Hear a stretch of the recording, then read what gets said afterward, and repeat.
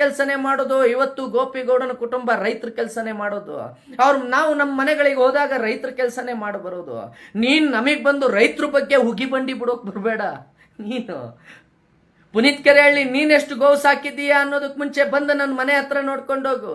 ಆಮೇಲೆ ಕೋಟಿ ಕೋಟಿ ಮನೆ ಹೆಂಗ್ ಕಟ್ಕೊಂತಾನೆ, ಏನು ಇಲ್ದೇ ಇದ್ದೋ ನೀವು ಕೋಟಿ ಕೋಟಿ ಮನೆ ಹೆಂಗ್ ಕಟ್ಕೊಳ್ತಾನೆ. ಮೊನ್ನೆ ಯಾರೋ ಕೋಟ್ ಮಾಡ್ತಿದ್ದ 3 ಕೋಟಿ ಮನೆ ಕಟ್ಟಿದಾನೆ ಅಂತ.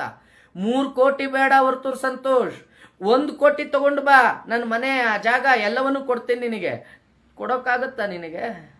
ಒಂದೇ 3 ಕೋಟಿ ಮನೆ ಅಲ್ವೇನಯ್ಯ, ನಿನಗೆ ಬಿಟ್ಕೊಡ್ತೀನಿ. ಸತತ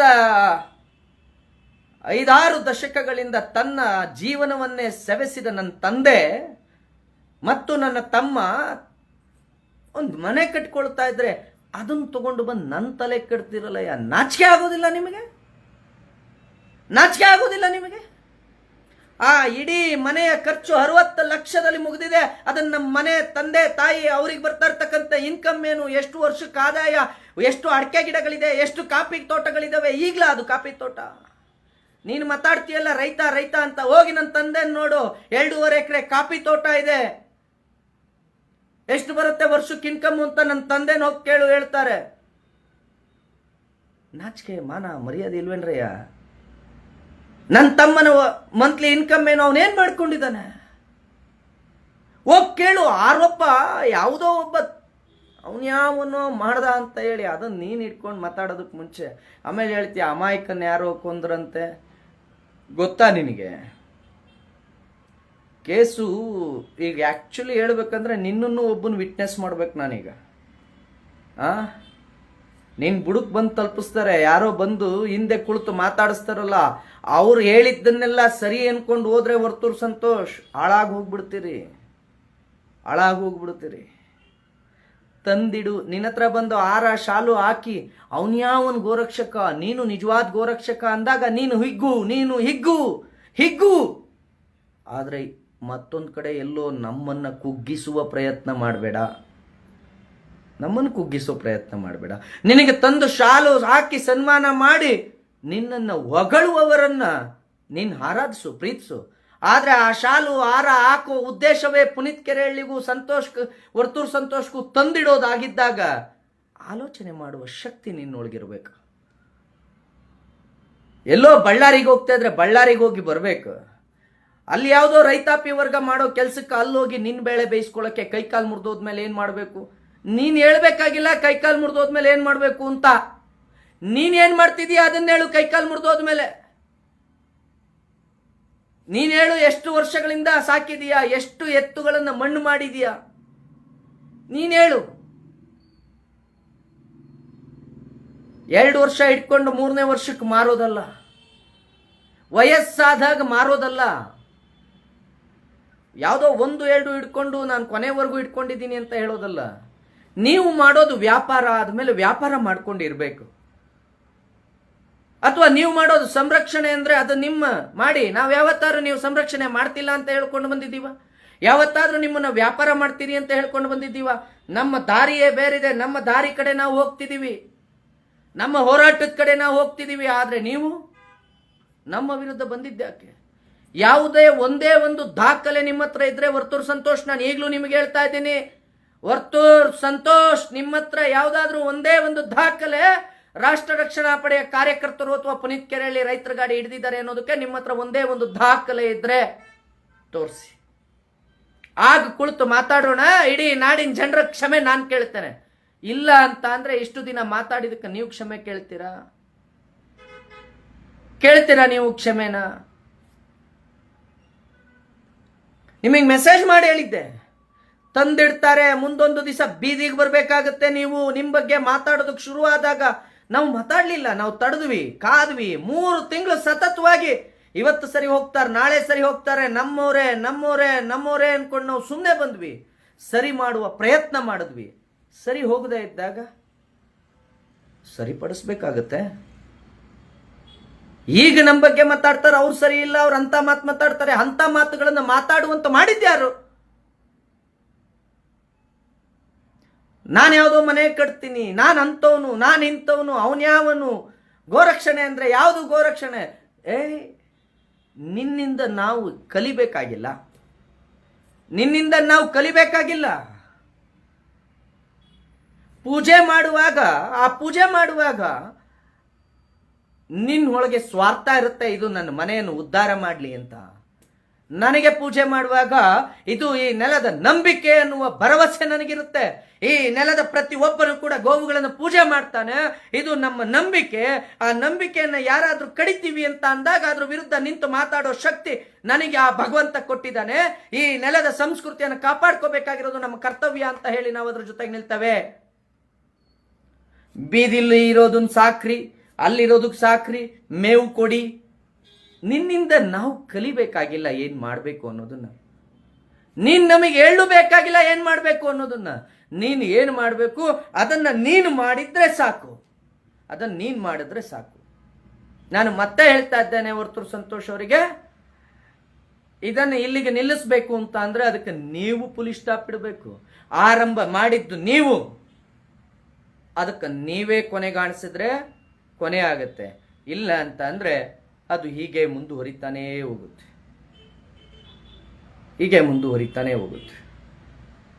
ನಮ್ಮ ಕಡೆಯಿಂದ ಕೊನೆಗಂತೂ ಖಂಡಿತವಾಗಿಯೂ ಕಾಣೋದಕ್ಕೆ ಸಾಧ್ಯವೇ ಇಲ್ಲ. ಮತ್ತೆ ಸ್ನೇಹಿತರೆ, ನಿಮ್ಮೆಲ್ಲರಿಗೂ ನಾನು ಹೇಳ್ತಾ ಇರೋದು ವಿಚಾರ ಇಷ್ಟೇ. ಇವರ ಯಾವುದೇ ಗಾಡಿಗಳನ್ನು ನಾವು ತಡೆದಿಲ್ಲ. ರಾಷ್ಟ್ರ ರಕ್ಷಣಾ ಪಡೆಯ ಇತಿಹಾಸದಲ್ಲಿ ರೈತರ ಗಾಡಿಗಳನ್ನು ನಾವು ಮುಟ್ಟಿಲ್ಲ. ರೈತರಿಗೆ ನಾವು ತೊಂದರೆ ಕೊಟ್ಟಿಲ್ಲ. ಸಾಕೋದಕ್ಕೆ ತಗೊಂಡೋಗೋ ಯಾವುದೇ ಜಾನುವಾರುಗಳನ್ನು ನಾವು ತಡೆದಿಲ್ಲ. ನಾವು ತಡೆದಿದ್ರೆ ಅದು ಹಿಂಸಾತ್ಮಕವಾಗಿ ಕಾನೂನು ಬಾಹಿರವಾಗಿ ಕಂಟೈನರ್ಗಳಲ್ಲಿ ತುಂಬಿಕೊಂಡೋಗೋ ಆ ಕಸಾಯಿಖಾನೆಗೆ ತಗೊಂಡೋಗೋ ಗೋವುಗಳನ್ನು ಮಾತ್ರ. ದಲ್ಲಾಳಿಗಳು ತಗೊಂಡೋಗೋದನ್ನ ರೈತರ ಹೆಸರಿಗೆ ಬೆಳೆದ್ರೆ ಅದಕ್ಕೆ ನಾವು ಹೊಣೆಗಾರರಲ್ಲ. ಯಾವ ರೈತರು ಅಷ್ಟು ಕ್ರೂರವಾಗಿ ಗೋವುಗಳನ್ನು ಕಂಟೈನರ್ ಅಲ್ಲಿ ತುಂಬೋದಿಲ್ಲ. ರೈತರಿಂದ ಸಂತೆಯಲ್ಲಿ ಖರೀದಿ ಮಾಡಿ ಈ ದಲ್ಲಾಳಿಗಳ ಕಸಾಯಿಖಾನೆಗೆ ಮಾರ್ತಾರೆ. ಎಲ್ಲಿ ಈ ದಲ್ಲಾಳಿಗಳಿಗೆ ಇನ್ನು ಲಾಸ್ ಆಗುತ್ತೆ, ಹಣ ಹೋಗುತ್ತೋ ಆಗ ರೈತರಿಗೆ ಹೇಳ್ತಾರೆ ನೀವು ಮಾತಾಡಿ ಅಂತ ಅಷ್ಟೇ.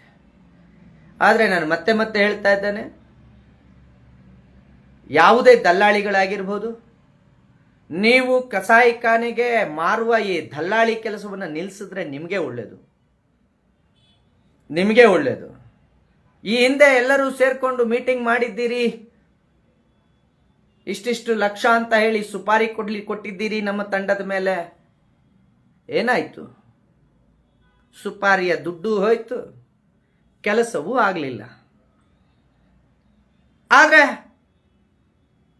ನಿಮ್ಮ ಗಾಡಿಗಳು ಮಾತ್ರ ನಿರಂತರವಾಗಿ ರಸ್ತೆಯಲ್ಲಿ ನಿಂತು ಕಸಾಯಿಖಾನೆಗೆ ಹೋಗೋ ಅಷ್ಟು ಗಾಡಿಗಳನ್ನು ತಡೆದು ಆ ಗೋವುಗಳನ್ನು ಗೋಶಾಲೆಗೆ ಬಿಡುವಂಥ ಕೆಲಸ ಆಗ್ತಾ ಇದೆ.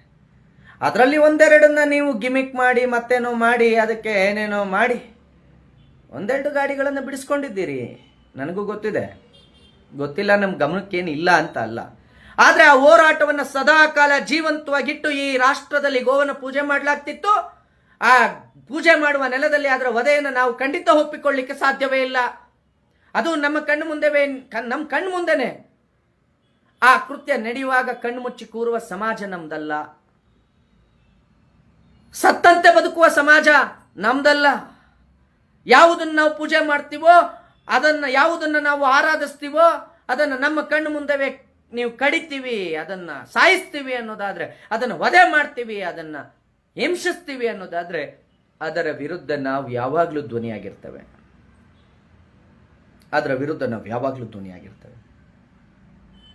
ನಮ್ಮನ್ನ ಹೇಗಿರಬೇಕು, ನಾವು ಯಾರನ್ನು ಪ್ರಶ್ನೆ ಮಾಡಬೇಕು ಅಂತ ನೀವು ತೀರ್ಮಾನಿಸಬೇಡಿ.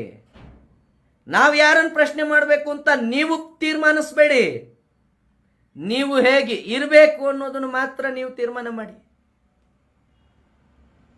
ಕಾನೂನು ಬಾಹಿರವಾದ ಚಟುವಟಿಕೆಗಳಲ್ಲಿ ನೀವಿದ್ದೀರಿ,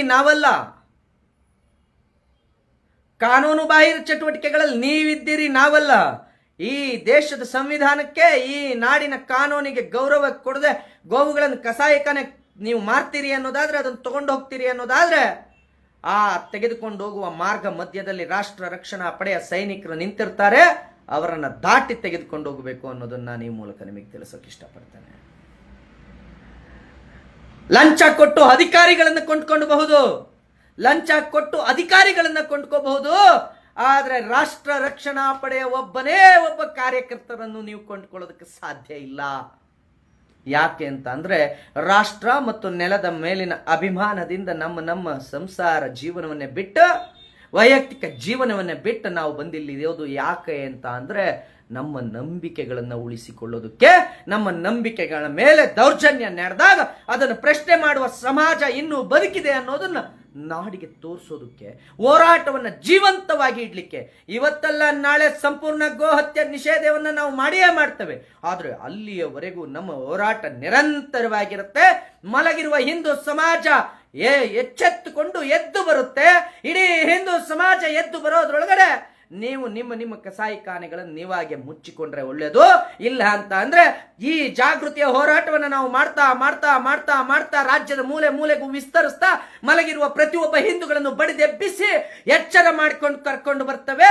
ಆ ರೀತಿ ಹಿಂದೂ ಸಮಾಜ ಎದ್ದು ಬಂದಾಗ ನೀವು ನಿಮ್ಮ ಈ ಕಸಾಯಿಖಾನೆಯ ಆ ಗೋಹಂತಕರು ನಾಡನ್ನು ಬಿಟ್ಟು ಓಡೋಗಬೇಕಾಗತ್ತೆ. ಓಡೋಗುವ ಕಾಲ ಬಂದೇ ಬರುತ್ತೆ ಅನ್ನೋದನ್ನು ಮಾತ್ರ ಮರಿಬೇಡಿ, ಮರಿಬೇಡಿ, ಮರಿಬೇಡಿ.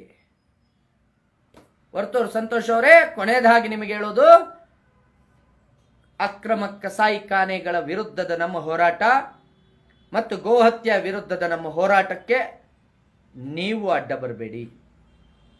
ನಿಮ್ಮ ಯಾವ ವಿಚಾರಧಾರೆಗಳಿಗೂ ನಾವು ಅಡ್ಡ ಬಂದಿಲ್ಲ.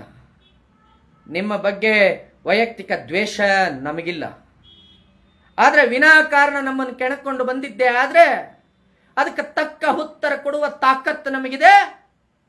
ಸಂಘರ್ಷಕ್ಕೆ ಸದಾಕಾಲ ರಾಷ್ಟ್ರ ರಕ್ಷಣಾ ಪಡೆ ಸಿದ್ಧ ಇದೆ ಅನ್ನೋ ಮಾತನ್ನ ನಾನು ನಿಮಗೆ ಎಚ್ಚರದಿಂದ ಕೊಡ್ಲಿಕ್ಕೆ ಇಷ್ಟಪಡ್ತೇನೆ. ಈಗಲೂ ದ್ವೇಷ ಇಲ್ಲದೆ ಪ್ರೀತಿಯಿಂದ ಹೇಳ್ತಾ ಇದ್ದೇವೆ. ಒಂದೊಮ್ಮೆ 3 ತಿಂಗಳ ಹಿಂದೆ ಮಾತಾಡಿದ ಆಡಿಯೋ ರೆಕಾರ್ಡ್ ನೀವೇ ಆಚೆಗೆ ಹಾಕಿದ್ದೀರಿ. ಆ ಆಡಿಯೋ ರೆಕಾರ್ಡಲ್ಲಿ ಮತ್ತೆ ಮತ್ತೆ ಹೇಳ್ದಂಗೆ ನಾನು ಈಗಲೂ ಹೇಳ್ತೇನೆ, ನಮ್ಮ ದಾರಿಗಡ್ಡ ಬರಬೇಡಿ, ನಮ್ಮ ದಾರಿಗಡ್ಡ ಬರಬೇಡಿ. ಯಾರು ನಿಮ್ಮ ರೈತರ ಗಾಡಿಗಳನ್ನು ತಡಿತಾರೋ ನೀವು ಅವ್ರನ್ನ ಪ್ರಶ್ನೆ ಮಾಡ್ಕೊಳ್ಳಿ, ನಮ್ಮನ್ನಲ್ಲ.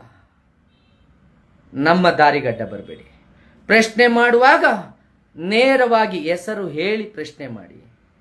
ಹೆಸರು ಹೇಳದೆ ಗೋರಕ್ಷಕ ಅನ್ನೋ ಒಂದೇ ಒಂದು ಹೆಸರು ತಗೊಂಡು ಆ ಗೋರಕ್ಷಕರು ಅನ್ನೋ ಹೆಸರಿಗೆ ಅಪಮಾನ ಮಾಡ್ಲಿಕ್ಕೆ ಹೊರಟ್ರೆ ಅದರ ಪರಿಣಾಮವನ್ನು ಹೆದರಿಸಲಿಕ್ಕೆ ಸಿದ್ಧರಾಗಿ. ಜೈ ಹಿಂದ್, ಜೈ ಶ್ರೀರಾಮ್. ಪ್ರಿಯ ವೀಕ್ಷಕರೇ, ಸಿನಿಮಾ, ರಾಜಕೀಯ, ವಿಚಾರ, ವಿಮರ್ಶೆ, ಸಂದರ್ಶನ ಹಲವಾರು ವಿಷಯಗಳಿಗಾಗಿ ನಮ್ಮ ಆದಿಪುರುಷ ಸ್ಟುಡಿಯೋಸ್ ಚಾನೆಲ್ಗೆ ಸಬ್ಸ್ಕ್ರೈಬ್ ಮಾಡಿ.